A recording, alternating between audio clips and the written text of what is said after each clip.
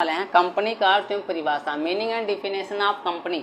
ठीक है, देखो कंपनी होता क्या है, तो इससे पहले जानते हैं कि ये कौन से सब्जेक्ट में पढ़ाया जाता है कंपनी। तो इसका सब्जेक्ट का नाम हो जाएगा कंपनी अधिनियम, और इंग्लिश में बोलते हैं कंपनी लॉ। ये जो बीकॉम है या एमकॉम वाले छात्र होते हैं उनको पढ़ाया जाता है। तो कंपनी से आशय लाभार्जन के उद्देश्य से व्यक्तियों द्वारा बनाई गई, ठीक है, ऐसी संस्था है जिसका समामेलन एक वैधानिक कृत्रिम व्यक्ति के रूप में होता है। ठीक है, तो कंपनी होता क्या है कि जो है लाभ कमाने के उद्देश्य से व्यक्तियों के द्वारा बनाई गई एक ऐसा संस्था है जिसका सम्मेलन एक वैधानिक कृत्रिम व्यक्ति के रूप में होता है या कानूनी रूप में होता है, और जिसके सदस्यों का दायित्व क्या होता है, सीमित रहता है। इसमें जितने भी सदस्य होते हैं उनका दायित्व सीमित होता है, और तथा जिसका अस्तित्व जो है सदस्यों से अलग होता है, और इसमें जितने भी सदस्य होते हैं उसका अस्तित्व भी अलग होता है। उनकी एक सार्वमुद्रा होती है। ठीक है, कंपनी की क्या होती है, कंपनी की एक सार्वमुद्रा होती है, लोगो होता है जिससे उसकी पहचान हो सके।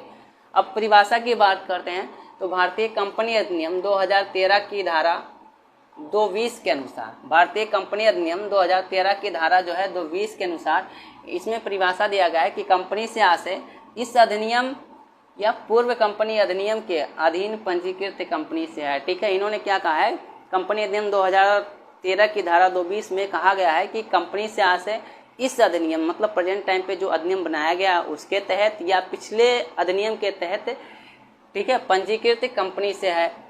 अब प्रोफेसर LH हैने के अनुसार इन्होंने क्या कहा है कि कंपनी से आशय विधान द्वारा निर्मित ऐसे कृत्रिम व्यक्ति से है जिसका पृथक अस्तित्व होता है। ठीक है, इन्होंने कहा है कि कानून के द्वारा निर्मित ऐसे कृत्रिम व्यक्ति से है जिसका पृथक अस्तित्व होता है, अलग अस्तित्व होता है, एवं जिसे अविच्छिन्न उत्तराधिकार प्राप्त होता है, और जिसे अविच्छिन्न उत्तराधिकार प्राप्त है तथा जिसकी एक सार्वमुद्रा होती है। ठीक है, जिसकी एक सार्वमुद्रा होती है, लोगो होता है।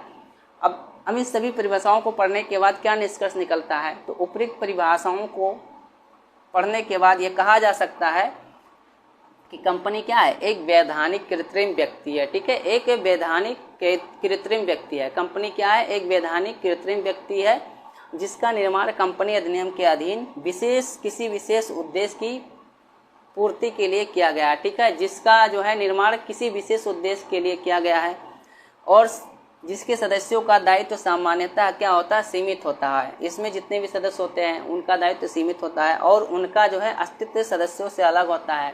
ठीक है, कंपनी की अर्थ एवं परिभाषाएं।